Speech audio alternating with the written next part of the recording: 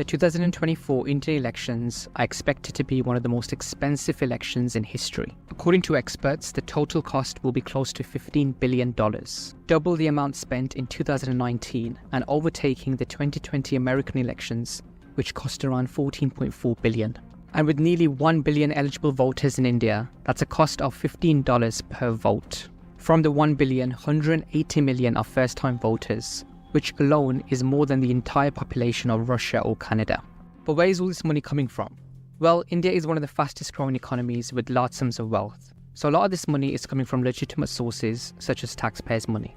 However, if we dig a little deeper, there's something else going on here, and that is the electoral bond scandal.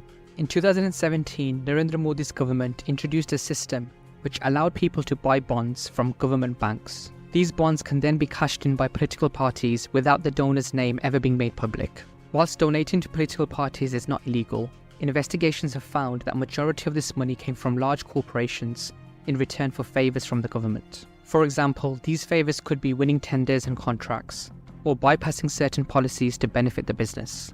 And businesses who don't donate would be at risk of losing contracts, or worst case being raided by government officials, creating a system of bribery, corruption and money laundering. This is why the Supreme Court of India declared this scheme as unconstitutional, and also said that the public of India have a right to know who the donors are and the amount of money received. So with that, parties were forced to release their data, and it was found that total donations between 2018 and 2022 was almost $1.1 billion. 57% of this money went to the current ruling party, BJP, equating to $630 million, with 10% going to the main opposition party, Congress. Because of the lack of transparency, the electoral bond system has now been scrapped. But one would question, is it too little, too late? Is the fate of the elections already determined based on the funding power of the current ruling party? Because as they say, money is power, and those in power will usually find a way to stay in power.